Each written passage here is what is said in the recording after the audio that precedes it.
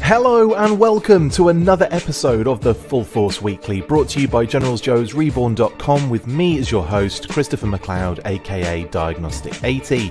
For today's episode, I'm joined by the awesome Patrick Notpicard Stewart. In this regular video series, we round up all the week's news in the world of G.I. Joe. What is it, Pat? It's the Full Force Weekly! Brilliant. Again, I can see what Pat's doing off screen, but when he disappeared, I'm like, hopefully this is just a bit. And it was, thankfully. I thought, oh, we must have had to go to the toilet at the last minute or something. No, I keep a bucket down here. I don't know about you, but just in case, I just urinate on the floor. There's just a bottle. Sweet. No, not really.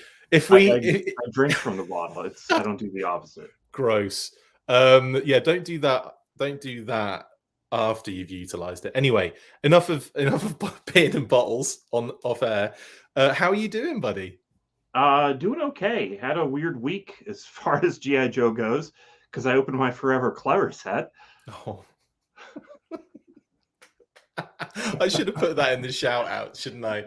Probably. I should have put that image in there because my God, that's hilarious. In fact, you should, we'll post that on the page after the episode because that is just brilliant.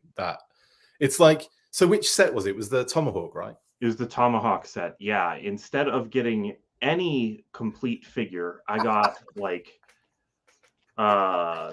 there's Lift Ticket's the most complete one. He doesn't have any hands or a helmet. He has an extra head, an extra waist, and 2 extra arms. Amazing. And Lifeline has almost the same, but no head. And then the picture you showed me just had about 16 crotches for one figure or something. It does, but the crazy thing is also there's like 2 different colors of Lifeline parts in here. Oh no, there's a variant. And then, well, maybe, I don't know. And then just like all Roadblock has is 2 waists and 2 left legs. Unbelievable. Well, thanks to everyone in the comments already getting your New Year's in, even though it's not yet technically. Is it for somewhere in the universe? Is like somewhere in the world already in 2023? I'm sure that must be the case. In Japan, maybe? I don't know. Let's just I'm not going to try and get my head around if that's even possible right now. But for any of you watching this after the fact, of course, yes. Happy New Year. It is 12:04 a.m. on January 1st right now in Japan. Nice. Well, Happy New Year in Japan then. There you go. We can kick it off. This is technically for us the New Year's Eve weekly. We just get things on the eve, don't we, at the moment? My goodness, 2 weeks in a row. Christmas Eve, New Year's Eve. We've got a special monthly dropping at midnight tonight on the whatever coast I'm in. Actually, we just drop it at midnight on the East Coast, right? And then it should be out. I can't even, that time is killing me right now. I'll just drop it at midnight, and I don't care what midnight it is. It'll just be dropped at midnight at some point in the United States. The United States is so big, Pat. Why do you have so many blooming time zones? I don't know. We just went nuts with them, I guess. Okay, brilliant. That's Pat's insight into time zones. I like it. Lots of stuff to talk about this week. Yes, lots of stuff. I kind of feel we have to be very careful with some of the things we talk about this week as well. But anyway, well, we'll get to it when we get to it. First up, I will actually say before this video is played that it does contain incorrect information, but we will obviously correct that info at the other end of the video. I didn't have time to get it edited. It's not that big of an incorrect. Well, we'll see. It's not that big. It's not, because it is micro toy box news. Oh, the segues.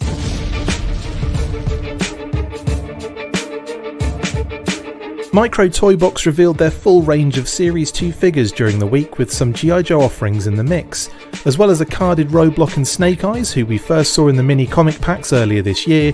We can also look forward to finding a tiny Vamp. Keep an eye out for these in stores now, and fingers crossed you get what you're after. Did you spot the incorrect information in there, guys? Yes, basically, it was brought to my attention, thankfully, before we started, and not embarrassingly when we were already in the actual episode. that the Snake Eyes and Roadblock are actually different figures than the ones that were in the comic packs. So my bad. I just got confused because I knew it was Micro Toy Box still. So yeah, basically the Snake Eyes and the Roadblock are brand new figures. And Pat even has the two differences between the comic pack Roadblock and the Duke from the Micro Toy Box series there. Look, very, very different, as you can see. What was said in there that was true, though, yeah, absolutely, Captain K, fake news. We're all about fake news, and then we try and correct it, but it's always, yeah, it's just fake, isn't it? But the Vamp is in there, and that is obviously correct. Now, that's kind of cute, Pat. I'm probably more excited about the Vamp, even though it's really, really tiny and doesn't really go with anything. I just think it's really adorable kind of figure to have.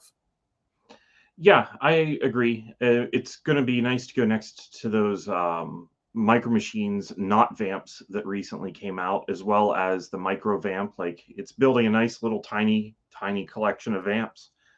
I don't know. I kind of do want the figures. That Snake Eyes is going to be the smallest Snake Eyes for sure, because the Gentle Giant one that came out is bigger than what the world's smallest Snake Eyes is. The quote-unquote world's smallest, now that the same company is making one smaller than the world's smallest. I don't know how they could just keep on making it and calling it that, but hey. I don't think they care.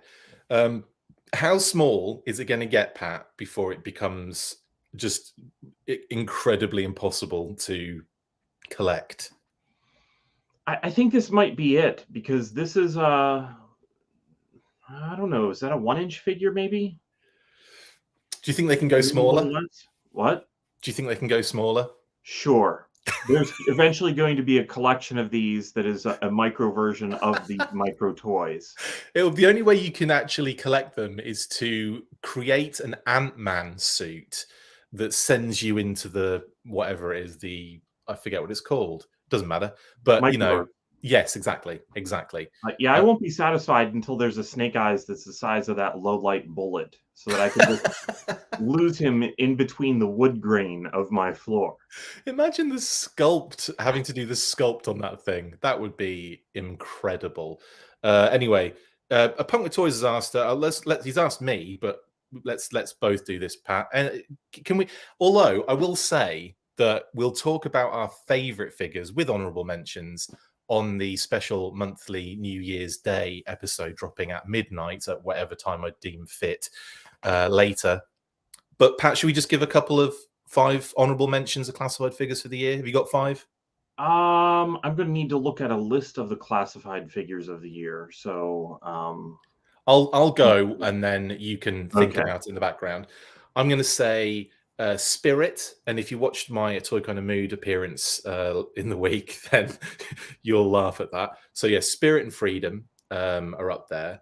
I would also throw in obviously the Sarge. I think the Sarge is an amazing figure. And again, that will be quite funny if you watch my my top 5 I did with those guys.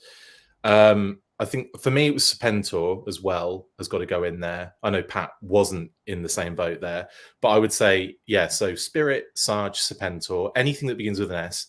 The Crimson Guard was another one of my faves, and also Tiger Force Outback for me. Those are my kind of like ones that I really liked, but there's so many as well. And like, as I said, those, you know, there's Dr. Mindbender, there's what was it? Zarana. I didn't know it was you. So there you go. It's happened. Pat, what about you, mate? Almost the same, except for I would definitely not have Serpentor in there. And I would have Zarana and Crimson Guard for sure. Yeah, good shouts. Those are my 2 that I was probably the most excited about. I don't know why. That Crimson Guard head sculpt is just really has me loving that figure. Don't let Chris go first. We'll be here for hours. Okay, you watch that show as well. Brilliant. Thanks, Punk with Toys. No, I'm kidding. I did see you on there. Oh, Damien says nanotechnology figures come out in 2055. I'll be looking forward to that by Super Nanotechnology Impulse. Viper Scout says no Storm Shadow. Yes, but he's definitely in the shout as a great figure. Like, he's a great figure. Like Crocmaster. Was Crocmaster 2022? I don't know. It's been a long year. Yeah, it's crazy. Anyway, enough of that.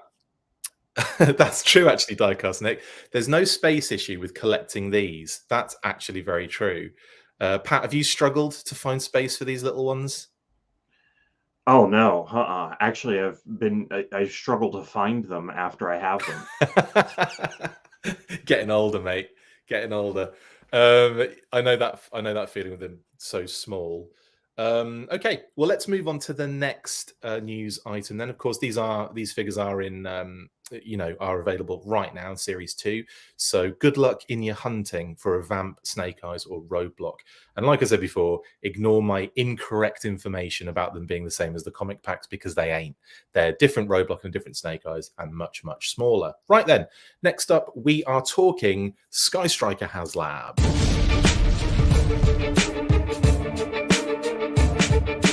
More images have been flooding in for the SKYSTRIKER and figures over the past week, showing more of the packaging and carded items. What we hadn't seen before were how the figures were organised in the interior box, and that they have included a fold-up flag deck as an additional display extra that houses the figures inside the packaging. They won't start shipping just yet, but keep an eye on those emails after the 12th of January for shipping notifications. Hopefully we will see a few more images and some videos before then of the HASLAB offering.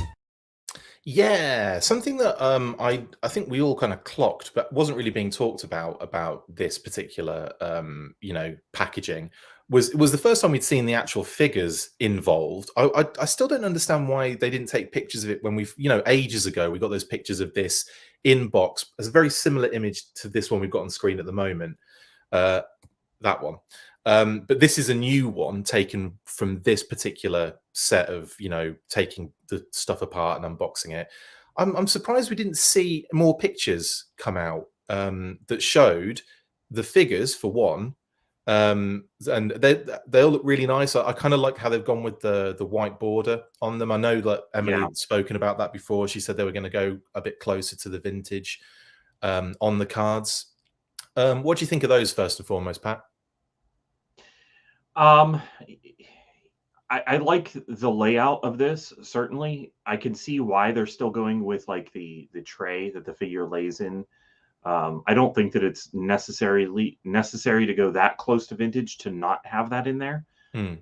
So that's fine. They're definitely, the bubble size is a lot better than what we were seeing on those retro cards, which I thought was horrendous how high up it went. Yeah. And the white border does, for some reason, just very subconsciously make me think of vintage. Not real crazy about the Cobra helmets on this painting, on these paintings. They kind of flay out a little bit, don't they? Yeah, it doesn't quite look right. I really love the Trick or Treat Studios Cobra Commander helmet that's coming out, because I may end up buying that because just the shape of it looks really good to me. And the magnetic faceplate as well. That's pretty dope. Yeah, and I can just appreciate the fact that so many times the Cobra helmets have kind of veered into this almost Darth Vader's helmet territory. Yeah. But overall, I like the way that these look, and I'm eager to get them in hand. Yeah, big time. We've also got the good guys as well. We've got Night Force Ripcord, Ace Scarlet in pilot uniform, and Wayne Ruthell. I always forget Failsafe. I will get that name eventually in my head. I keep forgetting it too. I always fail to remember it, so that's how I remember it, because I always fail to remember it. So again, similar kind of deal with these, I would say. And again, it's funny how that white border just instantly not just kind of takes you into the vintage area, but kind of instills like a more solid feeling to the card. Like that could be warped as hell, but with the white border, I'm like more satisfied. It's weird. Yeah, I do kind of wish that I'd gotten a second set, but I think we were talking the other day, my wishes of things that I would have bought in the past just doesn't line up with the money I had in the past. Exactly. So it just is what it is. I'm getting a set. I'm going to open them. I don't know. It is a little bit weird to want to buy things on the card that second opportunity around, rather than just going back and buying some one vintage carded figure. Yeah. You know what I mean? Yeah, I know what you mean. Totally. Like going nuts on reissues, basically. Yeah. I get what you're saying totally. The other thing I was getting at before I started speaking about the card backs was the thing that not many people have been talking about, and that's the kind of flag stuff we've got going on here. Now, I'm only guessing that it opens out into kind of more of a display kind of piece. It might just be that they've utilized the flag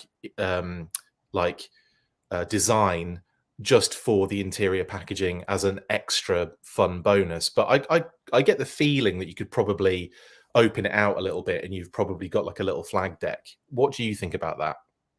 I'm confused where you're seeing that. So if you look at the left, the middle, and the right, can you see the grey and the white stripes? So underneath Ripcord, you can see a white stripe on a grey deck. Underneath the Cobra ground crew, okay. you've got the white and grey, Yeah. and then So there is like a bit of a playmat kind of thing.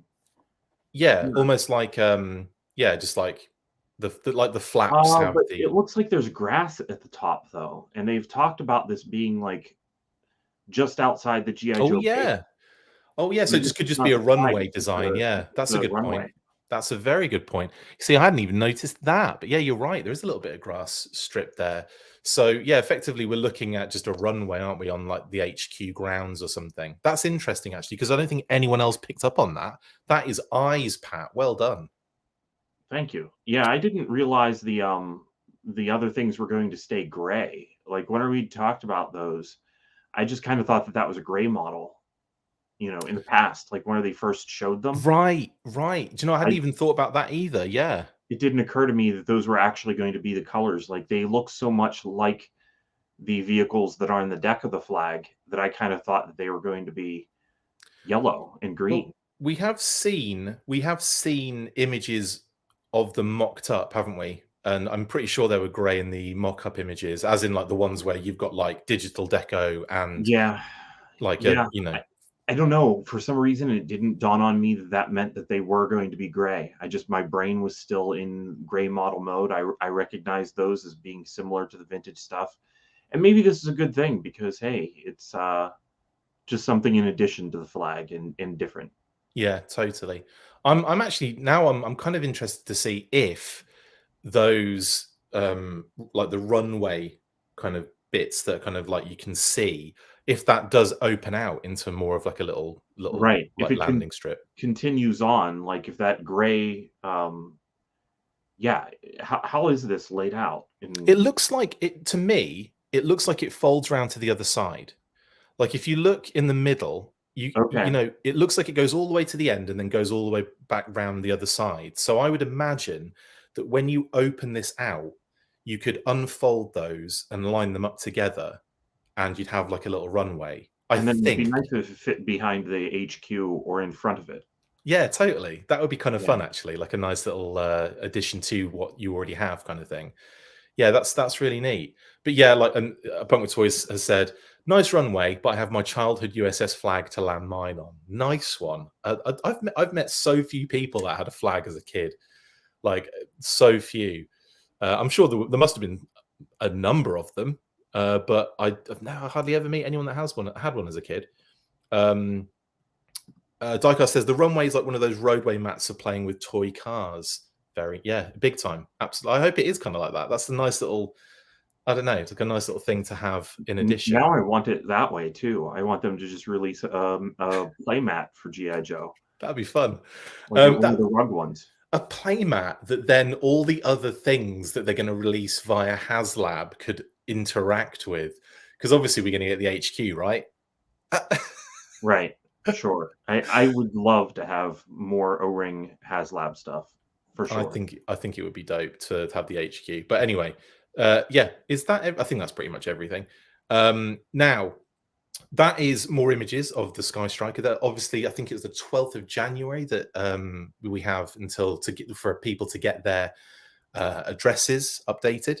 Then it's very likely they'll be going out. I imagine actually some people. I could imagine if you've already, what's the word? Kind of like updated your address or whatever. Because some people said they'd been getting emails saying they're on their way, but I've got a feeling that it probably won't go out until the 12th. That's my guess. Yeah, that's probably true. So keep an eye out on those emails, guys. And yeah. Oh, let's have a look. A Punk with Toys says, Chris, a lot of kids had the flag, but it was always there at their grandma's house. Yeah, but I've just never met anybody until you, A Punk with Toys. So that's cool to know. Okay, let's move on to the next news item then, which this is the one I think we have to kind of tread carefully with. This is what I was talking about earlier, Pat. And this is in, well, let's just say classified HASLAB rumor news.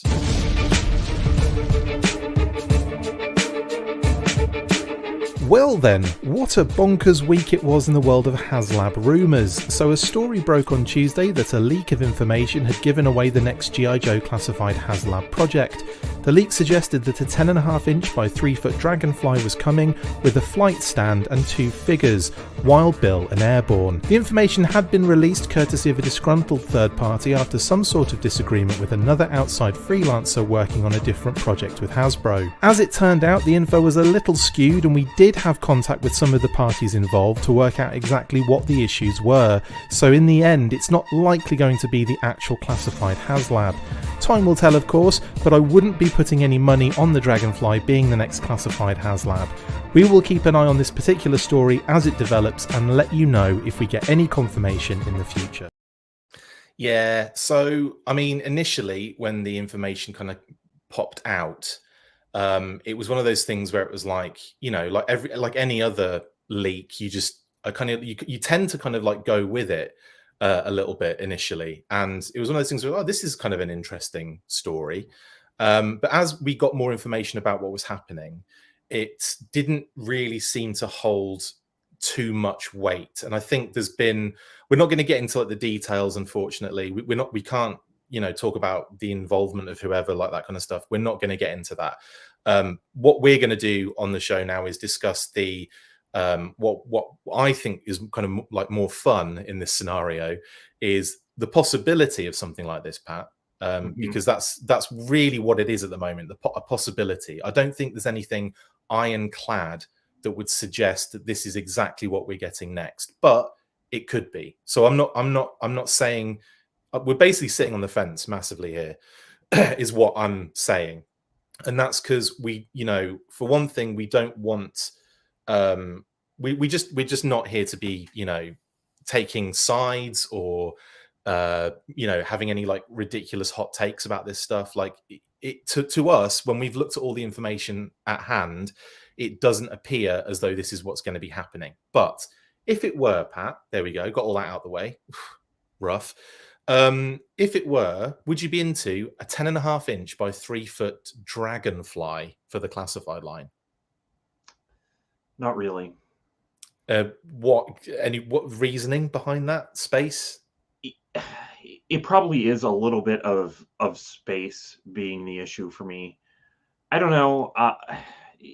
Trying to go into pick and choose mode a little bit on the classified stuff makes me think, well, what things would I want as vehicles? And in one way, the Dragonfly is a good choice because of the fact that if you don't have shelf space, you can just hang it, because it would make a lot of sense to be hanging.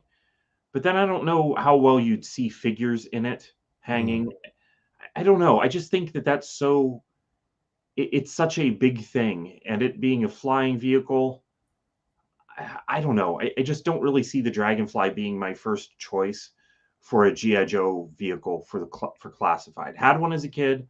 I love the Dragonfly. I do think it needs an update. It's horrendous what happens with the rotors. I would love a new O-ring one, but the size involved, and now the tail would come off.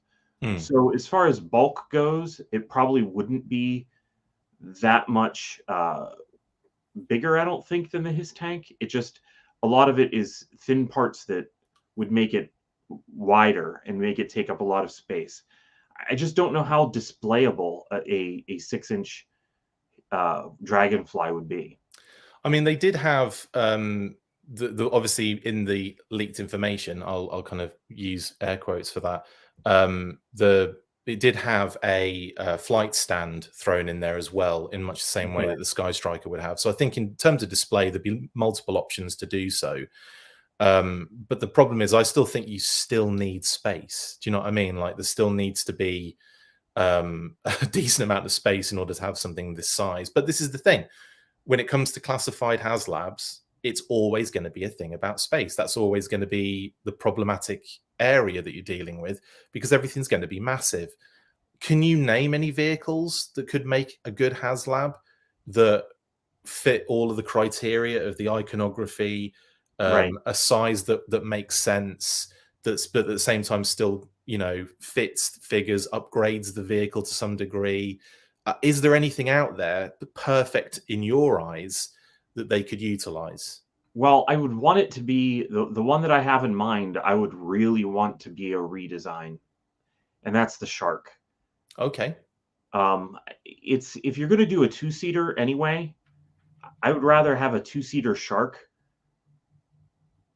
than a Dragonfly. Not that I Okay. would want the Dragonfly to be a single-seater. I'm just saying that Dragonfly is a two-seater. Right. If you're going to be making something that large, in some ways, I'd rather have the Shark, because I think the Shark is more uniquely G.I. Joe, even though the Dragonfly is still, in my mind, the signature G.I. Joe helicopter. I definitely, I know that you would love to have a 6-inch Tomahawk. I would not. How awesome would that be? Like, but the thing is, I look at it from a perspective, and this is something that's been said to me by other people that talk about space as an issue. It's always things like, yeah, but it's got to be like an item that we're never ever going to get. It's got to be like the pinnacle, Yeah. the biggest, coolest thing that could ever be, like the space barge, Jabba's barge. You know, the katana. That was ridiculous. 100% ridiculous. I still don't think a Tomahawk would be that big. Like, I really don't. Sure, and I would like to see it happen for the sake of the people who would like to see it. I'd also like to see how well you could make a 6-inch Tomahawk maybe be something that could be converted to a 4-inch and hold, because you'd probably be able to fit a vintage vamp in the back of a 6-inch Tomahawk, and that may be fun. Like, you may be able to pull me into it. You know what I mean? Yeah, I know Like, what it's you're not saying. hard. It's not hard to tip me into where I'm trying to, like, steer my collection away from it. You know, show something shiny and new to me, and then I get excited. Yeah. But overall, the thing about 6-inch figures, I don't think that vehicles really are that great of a thing to do for them. I think the hiss made a lot of sense, and I'm glad that it happened. But to me, when you're looking at scales, 6 inches is kind of halfway in between 12 and 4-inch. Right. And I prefer either of the two of those to 6-inch. And 6-inch is just a little too big to reasonably start adding a bunch of vehicles to the line. If they're going to do another HASLAB, I'd much rather it be 4-inch. Right.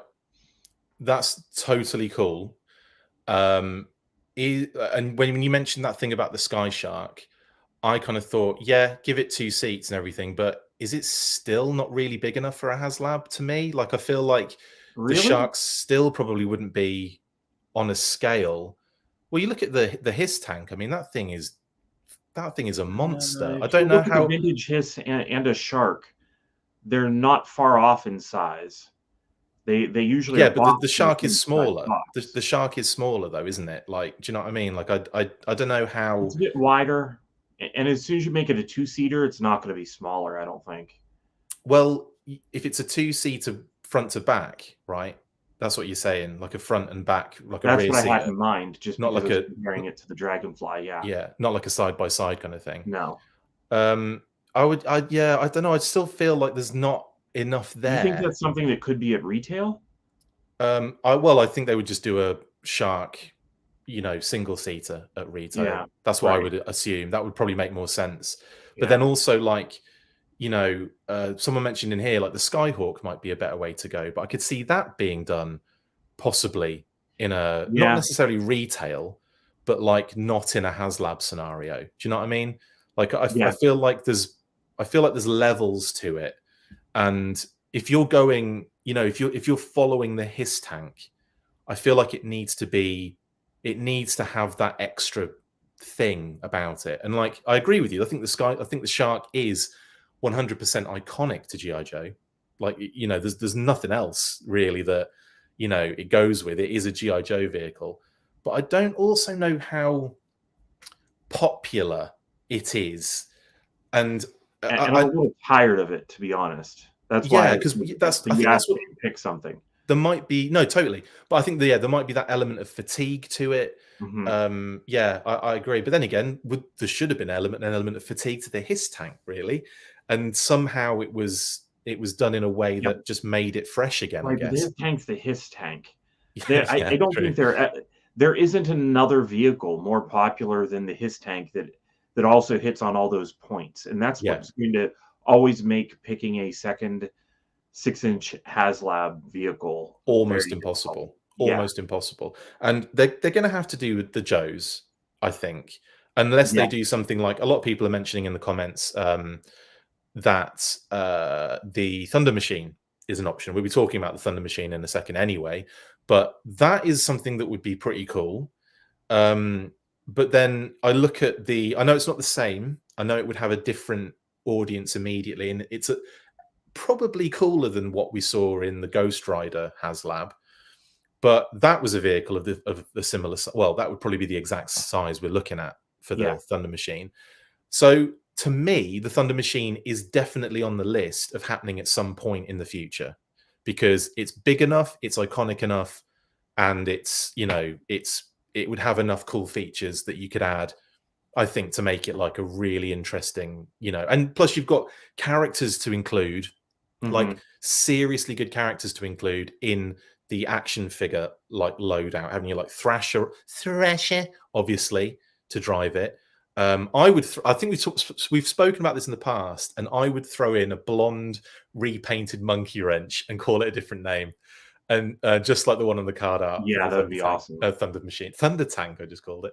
But yeah, I mean, is that something you could see them doing in the future? You know, I do feel like they need to go GI Joe, like you said. But yeah, the Thunder Machine and even the Dragonfly have the advantage of the fact that you can hang figures on the outside of it. Yeah. So that's, to me, a plus. Speaking of figures, Wild Bill and Airborne, I mean, it's a no-brainer, isn't it? If that would be the way to go, that's where you're going with it. Would you throw any other figures in that like lineup to kind of like sweeten the pot if this was going to happen at any point in the future? I think that I would throw in ones that are unrelated to the Dragonfly. Like, I don't think that you need to necessarily even have them be GI Joe characters. You know what I mean? You could have like the Cobra Takeover, similar to what they did with the SKYSTRIKER. Yeah. And Wild Bill is an excellent choice, because in my mind, there's two obvious colors for him. There's the color of the toy and the Sunbow color. Agreed. You could put one at retail and one in the HASLAB, and it would be awesome that you get both. Absolutely. I have to agree with that one. Yeah, and it doesn't really matter which one you put in the HASLAB, because you'd know that you'd be getting the other one down the road anyway. Yeah. So yeah, I agree with that one. Recondo, says Matthew. Yes, Recondo would be a good one to throw in there, repaint, or like, you know, maybe you could throw in that unreleased deco Recondo from the you know, from the product leaflets and the catalogs, the one that was the Tiger Force one. Yeah, the Tiger Force one, because obviously we've got a Tiger Force Recondo coming, but that's the one that would be flying this helicopter for us in the UK. Yeah, in fact, it was Recondo, but we called him Wild Bill, and you just kept Recondo. I think that was the right. It was going to be Wild Bill with it, and then yeah, I guess you could have Recondo in the Tiger Force Recondo colors or in the Flint colors. Yeah, totally. Yeah. Cool. Okay. Right. Well, that is that. I mean, this is one of those things that, again, I think we're just going to have to wait and see. I'm not going to hold too much like credence in what's being said, because of just the terms of what's happening in the background. Like this is clearly some sort of issue that's going on, and I'm, you know, I think it's just best that we report on what comes out, and then talk about it like Well, that. I think it's just, whenever you hear any sort of rumor, it's fun to speculate, regardless whether or not the rumor's true. Absolutely. Thank you very much. That's well said. Right then, next up we have our last news item of the week to talk about. But this is a fun one as well. This happened, I'm pretty sure, moments after the blimmin' weekly went up last week, Pat. Anyway, no, actually, it was Christmas Day, so it was the next day this happened, and that is in Transformers G.I. Joe collaboration news.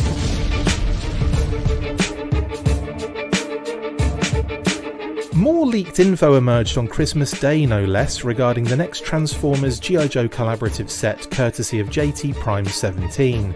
He explained that the TRA Gen Project Trooper 4 listing is a Dreadnoks Thunder machine that transforms into the Decepticon Soundwave. He also mentioned that he would come with an O-Ring Zartan and Zarana. I didn't know it was you! Plus Ravage with a chain. This sounds pretty fun, and I look forward to seeing this one if indeed the information is solid, which it has been in the past. Only issue for me is that there's no Thrasher. Had to get that in there at the end, didn't I? Pat, this has got to be something that's exciting you to some degree. O-Ring news? Well, yes, but I'm also, when I first heard this, I was kind of surprised that the Transformers and G.I. Joe collaborations were continuing. I really have enjoyed them so far. Yeah. I think in the last one, I probably liked Stalker, though, more than I liked getting Bumblebee. I like Stalker and the Ore Striker as a vehicle. I think the Ore Striker vehicle mode is superb. But yeah, I know what you're saying. Yeah, there were some improvements actually with the way the antennae, you can bend them backwards. Yeah, you put them on a hinge. It's like, oh, that's actually, I kind of like that better than the original release. Yeah, I kind of like the seats as well in there. The seats felt like a little bit cooler as well. But yeah, I definitely agree with you. There were some definite like improvements made on that vehicle mode. But yeah, really cool. The only thing it doesn't have, which I think it doesn't have, is the steering wheel moving the wheels at the front. That's something that I've always loved about those. The joined front tires and the suspension. Like there's a little bit of bounce to the Striker when you pushed it down. It doesn't have any of that, which is understandable. I mean, how would they work all of that into the same toy? That's asking a lot. Cybertronian technology, surely. Right. Sure. Anyway, let's get to this one then. Are you surprised at the crossover here? Because this is one of those ones that I've spoke about in the past, that I understand the difficulty that's faced here, where you've got iconography that they want to get out early doors, but there isn't always that nice marriage between vehicle modes and characters, is there? No, I could see this one coming out of a conversation of, okay, we have this list over here for Transformers and this list over here for G.I. Joe. How are we going to make those meet up? We probably want the Cobra characters and the Decepticons on the same side, and the size of the vehicle is going to be an important factor. And in this case, there's also a little bit of a color overlap as well. Yeah, like, it's not going to be as bad as trying to work out Bumblebee being yellow and the Striker being green, or even Megatron with a his tank. Although I think they did a great job, didn't they, on getting Megatron as gray as possible? They did, yeah. I mean, but also Megatron's legs are black, which kind of worked with his tank. And this works out, I think, for Soundwave being mostly blue. And also, I'm curious to see where his guns come from. Are his guns going to be the front guns transformed? Like, how's that all going to work out? I've got a feeling that rocket booster on the back is going to turn into something, I think that might be like a cannon, or like his sonic kind of cannon thing. Yeah. And will he have a chest that opens? That's a good point. I mean, I would imagine, or like in my head, when the two are mentioned, I would expect maybe the guns to come off. But even because then at least you've got that space with the grid is where the kind of like the crash bar thing is, that kind of sort of simulates the chest, but not exactly. Maybe the chest locks into place, like in the interior of that kind of like grid. I don't know, but like Or he could just look like Warpath and have like chest guns. Yeah, or his chest could just be on the bottom looking down. Like it flips around kind of thing and hides everything. Yeah. I mean, that would make sense to remove the guns at the front, to have it as a separate weapon. And then, yeah, like you say, flip it over and you've got the hidden chest kind of piece in there, maybe. Yeah, interesting. I really want to see what this is about. I really want to see what it looks like. I want to see how it works. Yeah, really interesting stuff on this one particularly. We've had I had an issue with Bumblebee with the Ore Strikers kind of like crash bars, basically, that kind of like frame. It was a little bit kibbly on the back and didn't really sit very nicely. I could see a similar thing happening with this, with the flappy doors, with the kind of like, again, the kind of crash bars and everything. It's hard for them to kind of do anything about that, especially when, you know, they've done so well, I think, personally, with what they have. But could you see that being an issue again, maybe on this figure? For sure. He's going to have something hanging on his back. I could see the box shape, though, of the underside of the Thunder Machine just kind of becoming his chest, and maybe the front end is his arms.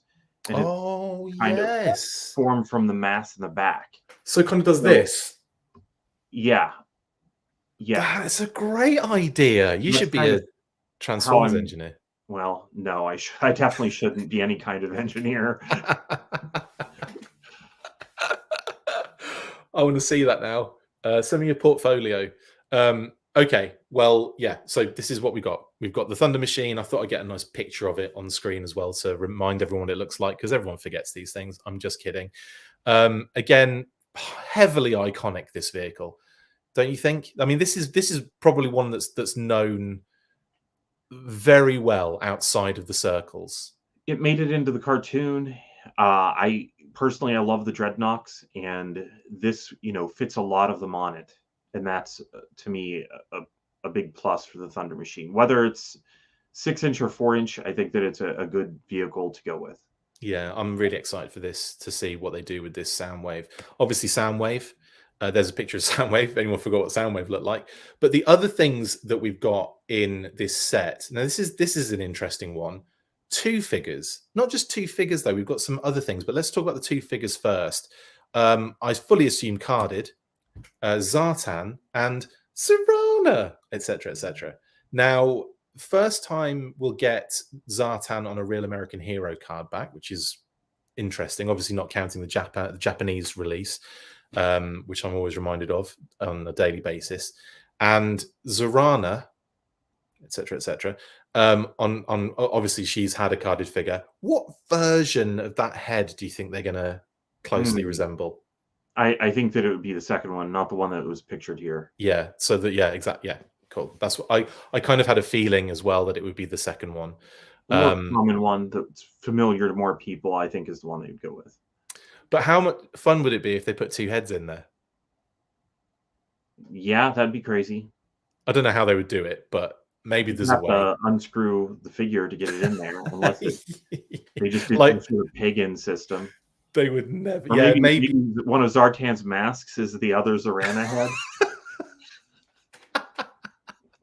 That would be great. Just like with like a strap on the back. No, that's amazing. Are you excited for these 2 figures? I mean, are you happy that you're getting these in O-ring form? Yeah, for sure. Zartan and Zarana are 2 of them that I always worry about the condition of mine, because of the fact that they have that plastic. My Zartan has definitely had a problem with leaching some of that. I don't even know what is its problem, but it gets like powdery. Weird. Yeah, it does not look good. Interesting. Who knows what it's my childhood Zartan, so who knows where I had it as a kid. I played with that toy a lot, and he went outside sometimes, so quite a lot. I mean, who Zartan didn't? It was a sunlight issue. So. Exactly. Funnily enough, I didn't know anything about. It was Xandar. I was surprised with, because on his Action Force card, it doesn't mention anything on the card about the color change. Oh wow! Yeah, I know it does on the GI Joe card, but not on the Action Force one. And sorry, that's funny. Okay, no, it's called Dust, Pat.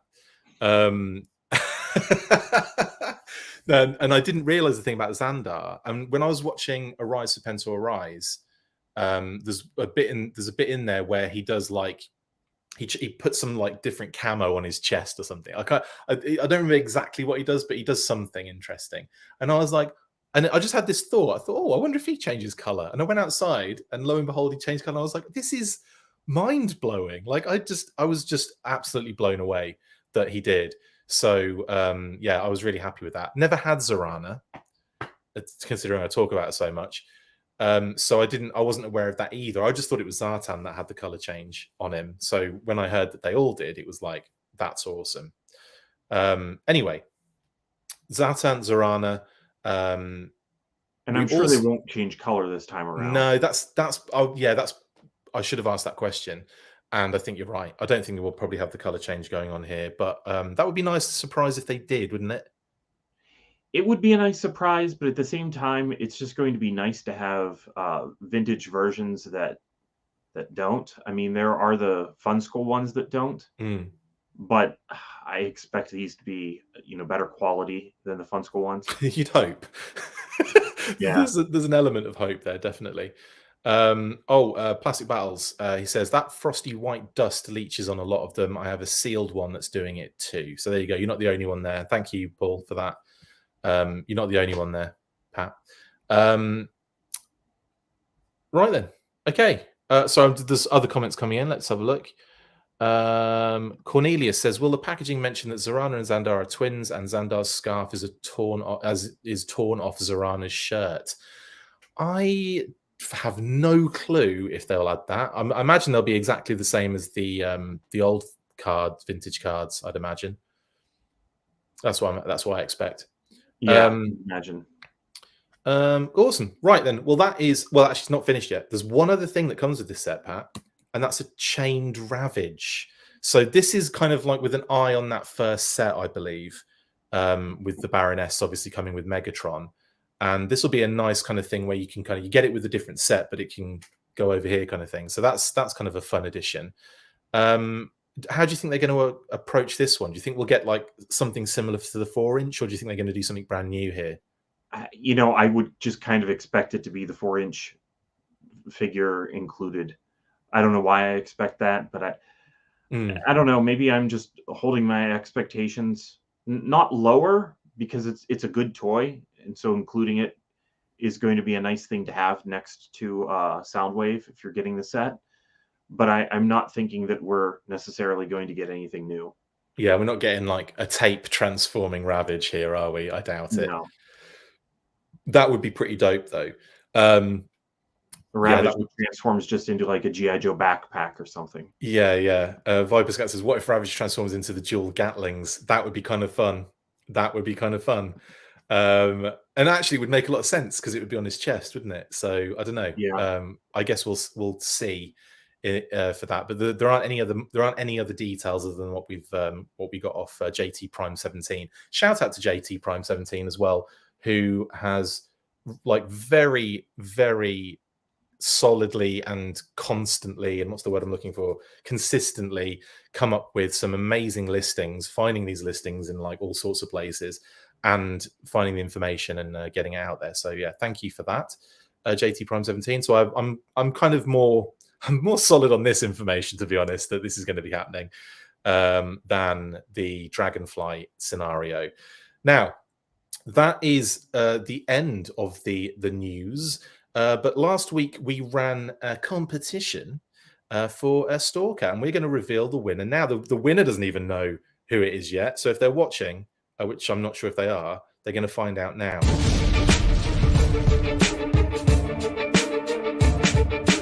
Competition time. So last week we ran a competition to win a classified Stalker figure courtesy of Kokomo Toys. All you had to do to be in with a chance of winning this beauty was to answer the following question. According to his vintage version 1 file card, in which city and state was Stalker born? Pretty easy for most of you, and yes, it was Detroit, Michigan. The lucky winner was Michael Mincy. Congratulations, Michael. We will be in touch regarding your address. Thank you to everyone who participated, and good luck next time. Look out for another competition next week. Full force.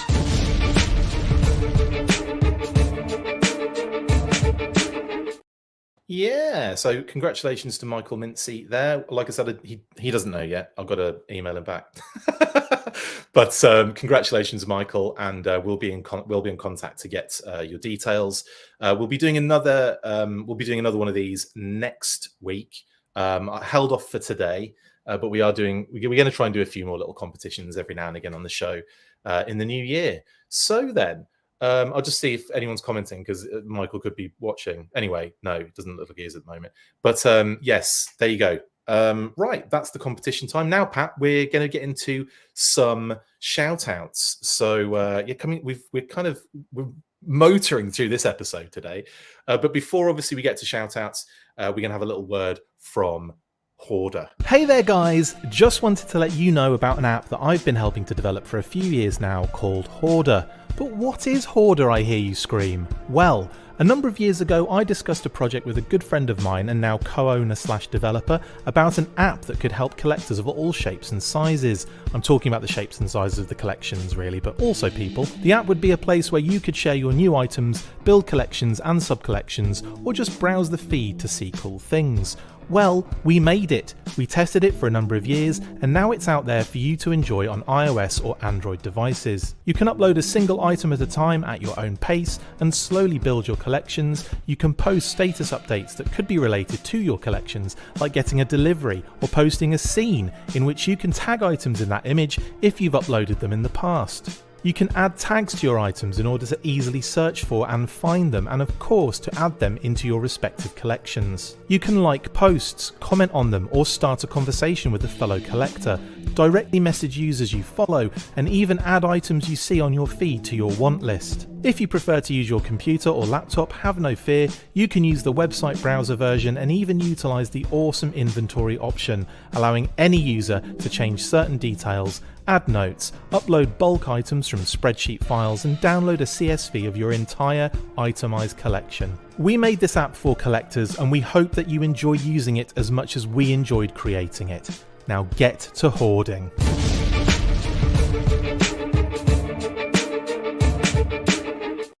Okay then, shout outs. Pat, if you'd like to start the proceedings, as always. Shout out as always, to Philip, who I spoke with yesterday. He has a fun idea for a video for articulated points sometime nice in the new year. So yeah, shout out to Philip. I like that. That doesn't narrow it down, so it could be like December 2023, couldn't it? Yeah, that's true. I'm not making any commitments. Sometime in the future. Right. Yeah, you can't even say the past, can you? Because we haven't worked that out yet. That'll be the next thing. If we can get the Patreon money to then we'll definitely do some try and do some time travel research. Anyway, that's ridiculous. Yeah, shout out to Phil. And yeah, I'm looking forward to your episode already, Pat. Can you get it done tonight? I can try. I don't work tonight, so yeah, sweet. On it, get on it then. Sweet. Yeah, look, I'll always look forward to that. And obviously, if you want to check out Articulated Points, link is in the description as well as every link that I put in. We put all the links in the description for everything in the world ever, pretty much. So if you're looking for something, just have a look at our description and you'll probably find it. I'm going to give a shout out to, we're still here, still in Missouri, to the US fam. And of course, the UK fam, mum and dad in the UK. They spent a nice little bit of time in Cornwall. So yeah, Cornwall's a lovely place if you've never been, for the American viewers. And if you have been, then great. Yeah, so love to mum and dad, and of course the whole family here in the US for a lovely little break. We drive back tomorrow, so we're going to be hitting the road. I know that sucks, but yeah. There you go. We'll be back on our way home, and it'll take a couple of days, which is always hideous. But still, it's been a great time. So love to all, and Phoebe and Kate as well, of course. Yeah. And also, I wanted to shout out the in-laws for getting me these amazing sneakers. Yeah, I picked up the greats for Christmas. So very happy with those. Thank you very much. And I thought I'd give them a shout out as well. Thanks for all of the stuff that we got, all of the prezzies and everything. It's been a nice little break, and awesome to get those sneakers. They're really nice in hand as well. Really cool. I should say on foot, not in hand. Shout out to Brian Sauer for the amazing graphics he's been churning out for us in like the last couple of weeks. We had new Christmas graphics, which have now kind of transposed into winter graphics. I'm not sure if you've noticed the pattern has still stayed the same. Pat, do you remember who it was? Yeah, I'm going to go with yes, and it was Iceberg, right? Correct. Iceberg. Yes, Iceberg V2. Yes, absolutely. I think it was version 2. I can't remember if there was another Iceberg in that time. No, I think that was V2. I think it's the superior Iceberg, to be honest. It's a cool. It's certainly got more accessories than the first Iceberg. Yeah, it's definitely more play value. Does not represent the character as well, but is a better toy. If you ask me. I have to agree with that. I would say the more iconic look is that first one, but I agree with you. Yeah. I totally agree with you. I prefer the second one in that sense. Anyway, yeah. So shout out to Brian, and also like we've got more new graphics for the monthly happening tomorrow, tonight, whatever you want to look at it, however you want to look at it. So he's been literally churning this stuff out for us. So thank you very much, Brian. Also, massive shout out to A Toy Kind of Mood. Had a great time on the show with Ryan, KJ, and Travis. Thank you guys for letting me on and talking for ages. Honestly, most of the people that watch that are in the chat right now, actually. So thanks for joining in, guys, and watching our best of 2022.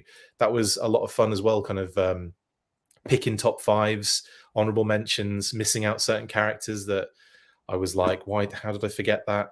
But this is the problem, isn't it? When you get like 20 figures in a row in like a couple of weeks, it all goes out the window. Like you just forget what's what anymore. So yeah, big shout out to those guys. And a link is in the description if you haven't seen it and you want to check it out. And just generally subscribe to A Toy Kind of Mood anyway. They're genuine lads, loads of fun, and it was a great show to be involved with. So thank you very much. Also, one more reminder that in the new year, the Action Force Total Action Force, the Battle Years Volume 1 is going to be going back up as a soft cover release for a Kickstarter in the new year. So that'll be happening soon. Link in the description if you want to be notified when that goes up. And yeah, so shout out to Paddy and Brian as well for that. Massive shout out to Lenny Panzika of Hasbro fame for showing off his new set of Skeledrones that went very nicely with the Battle Android Trooper, his classified Battle Android Trooper. And of course, he did a little shot with the Crimson Bat and the Crimson Guard as well. So that was really awesome, Lenny. Thank you so much, buddy, for doing that for Skeletron. And today's the last day to get those for $15, right? Boom.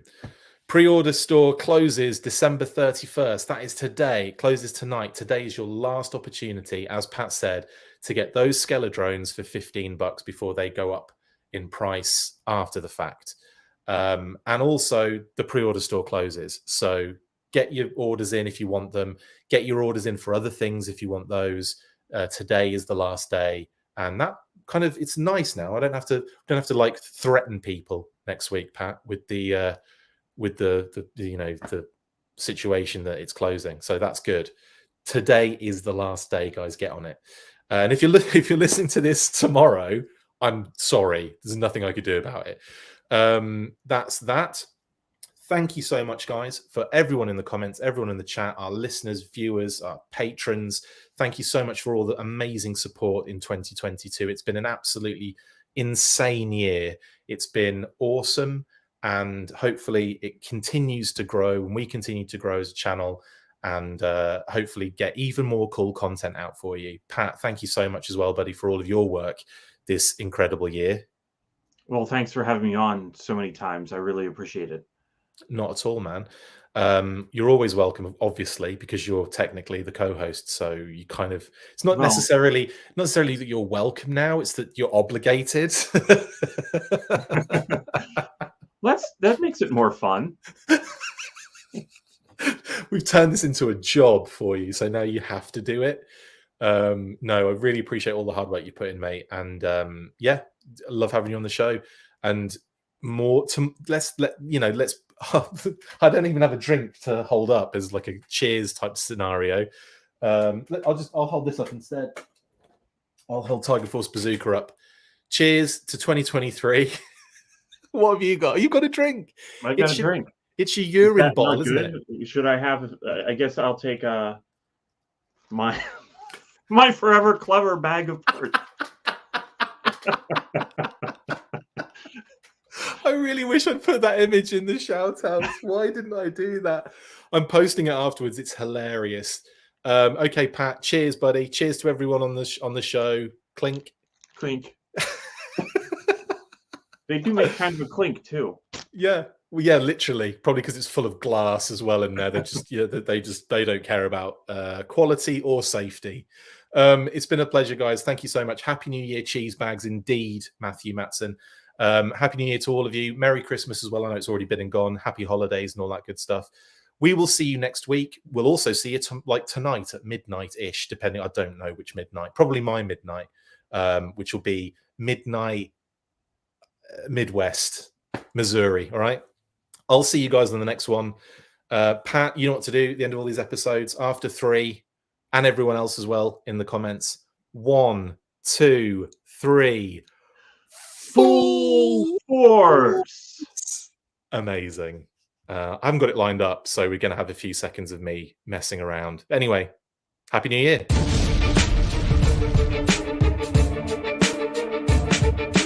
Make sure you get involved with the discussion by liking, sharing and commenting on these videos, and as always you can keep up with the show after listening by following on Twitter @TheFullForce, liking the Facebook page facebook.com/TheFullForce, and if you would like to contact the show you can message us on either of those platforms with feedback and questions. We also have a Patreon page, so if you want to show your support for the show, see your name up in lights on these videos, or enjoy exclusive bonus content, then check out patreon.com/TheFullForce podcast, or click on the link on any of the posts this podcast appears in.